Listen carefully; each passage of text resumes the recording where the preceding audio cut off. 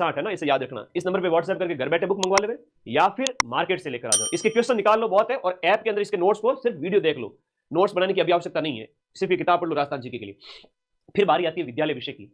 विद्यालय विषय की हम बात करें तो लेवल 1 के लिए है आपका विद्यालय विषय हिंदी है, इंग्लिश है, हिंदी इंग्लिश विज्ञान, और आपका हिंदी इंग्लिश विज्ञान गणित और सामाजिक अध्ययन। हिंदी इंग्लिश विज्ञान गणित और सामाजिक अध्ययन, ये 5 विद्यालय विषय हैं जहां पर हर एक विद्यालय विषय के 5 क्वेश्चन आएंगे, 50 नंबर हो गया। और इधर लेवल 2 वाले बच्चों की बात करें तो एसएसटी, लेवल 2 वाले विद्यार्थियों के लिए एसएसटी सब्जेक्ट वाले विद्यार्थियों के 60 क्वेश्चन एसएसटी के।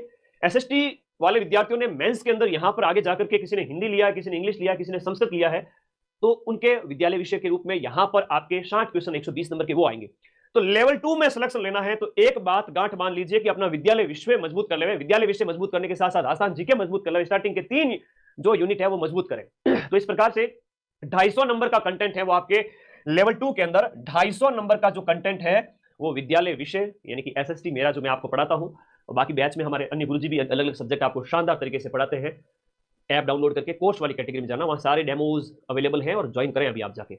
90% के प्रूफ अभी कल ही दिए थे 4th ग्रेड के अंदर, लगातार 10वां एग्जाम था, पिछले 10 एग्जाम हो चुके 1 साल के अंदर, और माइंड मैप ने जो जो कोर्स लॉन्च किए थे उनके प्रूफ दिए हैं। रिट मेंस का 21 तारीख को पेपर कंप्लीट होगा, मैं 90% प्रूफ लेके हाजिर हो जाऊंगा मुख्य परीक्षा के जो बैच में आपको पढ़ाऊंगा। तो आप मेरे भरोसे छोड़ दीजिए, बाकी कुछ भी ना पढ़े ऐप के अलावा, और ऐप के अंदर टेस्ट सीरीज दी हुई है। लेवल 2 वाले बच्चे अपना सब्जेक्ट मजबूत करें और राजस्थान जीके मजबूत करें। सर हमें तो एक शॉर्टकट बता दो, आज शॉर्टकट भी बता देता हूं। राजस्थान जीके की ये किताब घोट लीजिए, रामबाण 2.0, चाहे ऑनलाइन ऑर्डर करें चाहे आप मार्केट से लेके आए। ऑनलाइन ऑर्डर करना है 94 60 97 14 50, इस नंबर पर व्हाट्सएप कर देना, बुक आपके घर बैठे 5 दिन में आ जाएगी, ठीक है। तो आप लोग आना मजबूती से तैयारी शुरू करो भैया ना। कई बार होता है ना आप लोग थोड़ा लापरवाही कर देते हो, 20,000 के ऊपर सीटों के ऊपर सहमति बन चुकी है। लेवल 1 और लेवल 2 की टोटल मिलाकर पहले 7,000 थी, उसके बाद में जो है 20,000 पर सहमति बन चुकी। अभी नोटिफिकेशन आएगा, फॉर्म भरे जाएंगे, अभी फॉर्म भरे नहीं गए, 1-2 दीपावली के आसपास फॉर्म भरे जाएंगे। तो मेरे बच्चे आप लोग इन 20,000 सीटों के अंदर अपना स्थान बनाए। अभी 4th ग्रेड में 50,000 सीट भी है विद्यालय विषय की, जहां पर यहां पर तो बहुत कम रोल है शिक्षण विद्याओं का, सिर्फ और सिर्फ 10 क्वेश्चन आएंगे 20 नंबर के। यहां 5 विद्यालय विषय जो आपके दिए गए हैं, हिंदी है, इंग्लिश है, हिंदी इंग्लिश साइंस गणित और सामाजिक अध्ययन, हर एक के 4-4 प्रश्न आएंगे और 20 क्वेश्चन हो जाते हैं, और 20 क्वेश्चन 2 नंबर का, हर एक 2 नंबर का क्वेश्चन हो गया, तो इस प्रकार से 40 क्वेश्चन हो गए, 40 अंक हो गए, 20 क्वेश्चन हो गए विद्यालय विषय के। यहाँ 25 क्वेश्चन हो गए, 5-5 क्वेश्चन हर एक विद्यालय विषय के, 5 विषय हैं और 50 अंक हो गए, इंटू 2 है। नेगेटिव मार्किंग भी है, कितनी है गुरुजी नेगेटिव मार्किंग, माने तो ध्यान ही को नहीं, तो ध्यान नहीं है जब मेरा प्रॉब्लम है आना, प्रॉब्लम होनी नहीं चाहिए, मैं हूं तब तक। यहां पर प्रत्येक गलत उत्तर के लिए 1/3 अंक काटा जाएगा, लिखा हुआ है सामने देखो पहले। फीस कितनी है सर? अरे भाई 999 में रेट प्री भी पढ़ाया था, रेट मेंस भी पढ़ा रहा हूं, मेंस का पूरा फोल्डर बना हुआ है, मेंस की पूरी टेस्ट सीरीज है, और मेंस के ये 6 के 6 सब्जेक्ट है। ऐसा नहीं है कि मदन सर 999 में सर आधा अधूरा पढ़ा देंगे ना। राजस्थान जीके में हिस्ट्री कल्चर ज्योग्राफी पूरी, राजस्थान का सामान्य ज्ञान, right to education act, current affairs Rajasthan का और शैक्षिक परिदृश्य। इवन इस क्लास को खत्म करके मैं ऐप में जा रहा हूं, शैक्षिक परिदृश्य की क्लास आज लास्ट उस टॉपिक को खत्म कर रहा हूं, उसमें जा रहा हूं मैं। और विद्यालय विषय शिक्षण विद्या मनोविज्ञान आईसीटी लेवल 1 लेवल 2 में, लेवल 2 में भी उसी 999 में सब कुछ आपको पढ़ाया जाएगा। राजस्थान जीके है, एसएसटी है, हिंदी है, सब कुछ, ईच एंड एवरीथिंग। तो मेरे भाई यहां पर लिखा हुआ है कि 1/3 भाग काटा जाएगा। कट ऑफ का भी ज्यादा डर करने की जरूरत है नहीं। कट ऑफ की अगर बात करो ना, ज्यादा टेंशन मत लो। लेवल 1 की बात करें तो कट ऑफ कितनी क्या जा सकती है, पिछली बार की अगर बात करें पिछली बार कर लो बात आप लोगों के सामने, एक बार स्क्रीनशॉट ले लो इसका, ऐसा कोई दिखेगा नहीं आपको, कहीं मिलेगा नहीं, है ना। 250 नंबर लेवल 1 वालों के लिए, लेवल 2 के लिए 3 सब्जेक्ट कर चुका हूँ, और उस समय ही तय हो गया था कि क्या क्या पढ़ना है। और मैं हमेशा इस बात पे अडिग रहता हूँ, मेरी पढ़ाई के दौरान भी, आज भी, कि एक बार तय हो जाने के बाद में फिर उसी विषय वस्तु पे डटे रहना है, उसी पे भरोसा करके आगे बढ़ना है। विषय वस्तु में बार बार चेंज करने की न सलाह देता हूँ, ना मेरी कभी फितरत रही, ना मैं खुद करता था। विषय वस्तु को, किताबों को चेंज करने का एक टाइम आता है। जैसे आप परीक्षा से 1-1.5 साल पहले तैयारी शुरू करें तो उस समय आप कर सकते हो, सारा कुछ सोच समझ के आप किताबों को तय कर लीजिए, फिर वापस नहीं चेंज करना उसको, फिर उस पर भरोसा कर लीजिए। फिर अगर लाइब्रेरी में पास में बैठा बच्चा अगर ये कह रहा है कि इसमें से प्रश्न नहीं आने वाले, तो उस पर बच्चे को इग्नोर करिए। क्यों? क्योंकि उसको खुद को नहीं पता, वो खुद इन चीज़ों से जूझ रहा है। किसी को नहीं पता होता कि कहाँ से क्या चीज़ें होंगी, और सबको पता होता है कि 80-90% हर जगह से आना है। इसलिए इन चीज़ों को देख के, मार्केट को देख के हम अगर अपना मटेरियल चेंज करते हैं तो वो थोड़ा सा एक ठीक नहीं है, ठीक है। तो अब परीक्षा को चूंकि 5 महीने रहे, तो ऐसी स्थिति में मैं पाठ्य सामग्री से संबंधित कोई सुझाव नहीं दूंगा, क्योंकि यहाँ पे मैं कोई सुझाव देता हूँ और आप तो ऑलरेडी तय बात है कि आप पाठ्य सामग्री अपने रूम में ला चुके हैं। फिर अब मैं कोई नया सुझाव दूंगा तो आप फिर कंफ्यूज होंगे, और कंफ्यूजन के बाद आप वो दोनों ही नहीं पढ़ पाओगे। ऐसी स्थिति में पाठ्य सामग्री पे कोई बात नहीं होगी। ये वो समय है जब पाठ्य सामग्री चयन हो चुका है। इस समय तक पाठ्य सामग्री का चयन आप कर चुके हो, तो कर चुके हो, उस पर हम बात नहीं करेंगे। इस वीडियो में बात होगी आपके सामान्य बातें करेंगे थोड़ी, और उसके बाद में आपके टाइम टेबल को थोड़ा डिस्कस करेंगे कि आप सही से चल रहे हैं कि नहीं चल रहे हैं। देखो, पहली बात कि अब पाठ्यक्रम आपने पढ़ लिया होगा, आपने बुक्स वगैरह जो भी चयन करना था वो सब कर लिया है। अब आगे 5 महीनों को कैसे मैनेज करना, मैं उस संबंध में बात करूँगा। देखिए, मैं हमेशा कह रहा हूँ कि इस समय लास्ट के जो महीने होते हैं उस समय आप कोचिंग नहीं करें। क्यों नहीं? क्योंकि इस समय अगर आप कोचिंग करेंगे तो तय बात है कि आप सेल्फ स्टडी नहीं कर पाओगे। अगर कोचिंग चल रही है कोई पूरी होने वाली, तो 1-2 महीने है तो उसको पूरा करो, लेकिन ध्यान रखना कि आखिरी जो आपके 3 माह है, कम से कम 2 से 3 माह एकांत ज़रूरी है। कोचिंग जहाँ होती है वहीं छोड़ देना। जनवरी का महीना, दिसंबर का महीना और नवंबर का महीना, आखिरी 3 माह किसी कोचिंग मत जाना। आप अक्टूबर तक अगर जा रहे हो तो अक्टूबर तक चले जाओ। अक्टूबर लास्ट वीक में छोड़ दो, जहाँ कोर्स हुआ है वहीं छोड़ दो, जो शेष बचा है वो आप खुद से कर लेना। तो आखिर के 3 महीना बिल्कुल एकांत। अभी कोई नया बैच आ रहा है तो मत ज्वाइन करना, क्योंकि कोचिंग वालों को सद्बुद्धि दे भगवान, ये लास्ट में कई क्रैश कोर्स शुरू करते हैं, कई बार पता नहीं कैसे कैसे बैचेज लेके आ जाते हैं। तो एक वर्ग, हालांकि कोचिंग वालों की गलती नहीं, वो उनका व्यवसाय है, बच्चों को समझदार होना चाहिए। तो समझदार बच्चा ही नहीं है तो फिर वो नौकरी के वैसे लायक नहीं है। अगर आप में इतनी समझ भी नहीं है कि मुझे किस समय कोचिंग ज्वाइन करनी चाहिए, किस समय नहीं करनी चाहिए, एक टैबलेट होती है पैरासीटामोल, बुखार आता है तभी खाई जाती है। अगर आप बिना बुखार के खाओगे तो लॉस करेगी, डेफिनेटली लॉस करेगी। तो टैबलेट का फायदा भी है, टैबलेट का नुकसान भी है। उसी तरह से कोचिंग के फायदे भी है, कोचिंग के नुकसान भी है। अब ये स्टूडेंट पे तय होता है कि समझदार है तो फायदा लेगा, मूर्ख है तो नुकसान करेगा अपना। फायदा लेने वाले स्टूडेंट को पता होता है कि परीक्षा को जब 1-2 साल का टाइम पड़ा है, हाँ ये है कि आज आप बीएड या बीएसटीसी के फाइनल ईयर में है और आप इस भर्ती के लिए एलिजिबल नहीं है, तो इस स्थिति में आप कोचिंग ज्वाइन कर सकते हैं कि मैं 2027 या 28 में एग्जाम देने वाला हूँ, तो आप ज्वाइन कर सकते हो। 1 साल आप बढ़िया पढ़ोगे, उसके बाद में आप रिवीजन करोगे, कोई लॉस नहीं है। लेकिन आपकी परीक्षा जनवरी में अब आप जाओगे तो ये डेफिनेटली लॉस वाली बात है।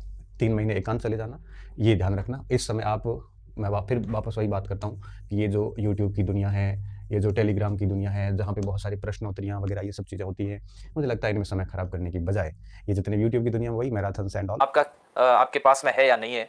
अब देखते हैं, कई विद्यार्थी बहुत राजी हो जाते हैं, खुश हो जाते हैं कि राजस्थान जीके बहुत ज़्यादा इसके अंदर, राजस्थान जीके के 120 क्वेश्चन राजस्थान जीके के आएंगे, मैं राजस्थान जीके रट लूंगा, राजस्थान जीके कंटेस्ट कर लूंगा और इसका मतलब मेरा सिलेक्शन पक्का है।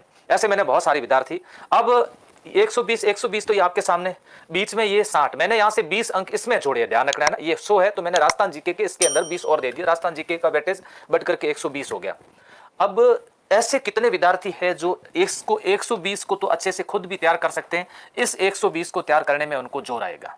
पिछली बार बताओ मेरे को आप कि पिछली बार राजस्थान जीके सिलेक्शन का आधार था या फिर जो मैंने 120 दिए थे सिलेक्शन का आधार ये था, जिनका विद्यालय विषय अच्छा हुआ, जिनकी शिक्षण विधियों के सवाल राइट हुए, जिनके शैक्षणिक मनोविज्ञान के प्रश्न राइट हुए, जिनका सूचना तकनीकी के प्रश्न राइट हुए, उन विद्यार्थियों का सिलेक्शन हुआ है। बाकी विद्यार्थी अटके हैं। अब केवल राजस्थान जीके के भरोसे जो विद्यार्थी रहे हैं वे विद्यार्थी वहां जाकर के अटक चुके हैं।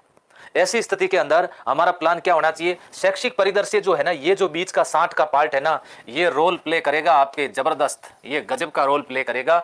ये आपके है ना क्या कहते हैं, मेरिट तय करेगा आपकी कि मेरिट में आप जाओगे या नहीं जाओगे। राजस्थान जीके के सवाल कैसे पूछेंगे मैं आपको बताऊं। मनोहर टिब्बा का प्रमुख क्षेत्र कहां पर है, राजस्थान की लोक नाट्य शैली कौन सी नहीं है, महिला चित्रकार कमला इलायची का संबंध किससे नहीं है, कुंभलगढ़ गोगुदा के बीच में भूमि क्या कहते हैं, वैली कृष्ण रुक्मिणी की रचना किसने की, बोरला आभूषण शरीर के किस भाग पर पहना जाता है, चंद्रभागा पशु मेला कहां लगता है, समरातल दौरा किस लोक देवता है, कला प्रेमी सावंत सिंह। मतलब ऐसे सवाल पूछे थे, बीएसटीसी के अंदर ऐसे सवाल नहीं आते। ये तो राजस्थान जी के तो हर कोई ये मैंने इतने एक पेज वास्तव में किसी ने राजस्थान के अंदर जो है पढ़ाया था और फ्री के नाम पे भी इतना डेडिकेशन से पढ़ाया कि वास्तव में मजा आ गया। तो मैं इस थ्योरी पर, इस बेस पर काम करना चाहता हूं। मेरा अगला टारगेट है, मैं सितंबर में आप लोगों के भूगोल जो है राजस्थान का कंप्लीट कर दूं। 29 क्लासें अपनी हो चुकी है, कुछ टॉपिक भूगोल के बाकी है, तो अपनी कोशिश यह है कि सितंबर में भूगोल कंप्लीट। अक्टूबर कुछ दिन दीपावली के आएंगे तो तब अपन डिस्टर्ब हो सकते हैं, लेकिन अपना टारगेट रहेगा कि अक्टूबर में इतिहास, कला, संस्कृति जो है वो पूरी कर दी जाए। और कोशिश यह रहेगी कि एक टॉपिक लिया है तो उस एक टॉपिक को जो है पूरा का पूरा अपन जो है एक ही क्लास में पढ़ लें, क्योंकि अभी तक जो है अपने 2-2, 3-3 क्लास में पढ़ते हैं, क्योंकि वो थ्योरी सही रहती है समझने के हिसाब से। अब समय के अनुसार अपने को थोड़ी सी चीजें चेंज करनी पड़ेगी, तो इसको ये करेंगे। अक्टूबर में अपना टारगेट रहेगा कि इतिहास, कला, संस्कृति को पूरा कर दें। हो सकता है कि नवंबर के 6-7 दिन भी इसके अंदर चले जाए, कोई दिक्कत नहीं है। फिर नवंबर अपना जो टारगेट रहेगा शैक्षिक परिदृश्य। कई विद्यार्थियों के अभी भी कमेंट आ रहे हैं, गुरुजी ये बता दो आप शैक्षिक परिदृश्य कराओगे या नहीं। तो बेटा मैं आप लोगों को बता दूं कि शैक्षिक परिदृश्य सिर्फ कराऊंगा ही नहीं, ऐसा कराऊंगा कि आप लोगों के सवाल जो है बाहर जाने की जरूरत तक नहीं करें। ठीक है, बहुत बढ़िया तरीके से अपनी, मतलब मेन फोकस रहेगा कि चीजों को याद कैसे करनी है। क्या चीजें एग्जाम में पूछी जा सकती है, बन रही है, और उन्हें याद कैसे करना है। इन चीजों पे अपना मेन फोकस रहेगा। शैक्षिक परिदृश्य और अदर्स जो है आप लोगों के जैसे सूचना तकनीकी वगैरह कुछ है, वो जो चीज के गुरुजी नहीं कराओगे तो साइकोलॉजी नई सिरे से नहीं पढ़ाऊंगा आप लोगों को। साइकोलॉजी की मैंने एक 7 घंटे की क्लास दे रखी है, ठीक है, उसको देख लोगे तो अभी सेकंड ग्रेड के एग्जाम में एक भी प्रश्न उसमें से बाहर नहीं गया है। पूरा सिलेबस करवा रखा है 7 घंटे की उस क्लास में, याद करवा की कोशिश मत कीजिएगा, आप पीवाईक्यू बेसिस को पढ़ लीजिएगा। मतलब प्रोसेस पे ध्यान देना, वो टॉपिक जहां से आपकी जिंदगी बदल रही है, वो टॉपिक जो आपके रिजल्ट को बढ़ाने में योगदान दे रहे हैं, उन टॉपिक को शानदार तरीके से तैयार करो, और जिनका बहुत कम वेटेज है उनको हल्के तरीके से तैयार करो। जिस पार्ट को आप ज्यादा समय दे रहे हैं, इसका मतलब वो आपके सिलेक्शन में योगदान देगा, ऐसा आपको करना है। ये बातें सुन लीजिएगा, नोट कर लीजिएगा। साइकोलॉजी परिदृश्य से आईसीटी 50 नंबर का पार्ट हो गया, और विषय का सबसे बड़ा रोल है क्योंकि 140 नंबर का पार्ट है, तो विषय को हल्के में नहीं लेना है। समझ सुनिएगा, मैंने पूरे पेपर का एनालिसिस किया आपके लेवल सेकंड के। राजस्थान जो ज्योग्राफी है उसमें से हर पेपर में किसी में 15% है, किसी में 16% है, ठीक है। इतिहास कला संस्कृति में से यही पार्ट है, 8% दोनों में से लगभग 15 से 16%, और भाषा और साहित्य में से किसी में 7 प्रश्न आए हुए, किसी में से 8 प्रश्न आए हुए, मतलब टोटल 50 नंबर का पार्ट है, लेकिन बड़ा वेटेज है। अब इस पार्ट का बड़ा वेटेज है, इसका मतलब आपको उसी तरीके से पढ़ना है।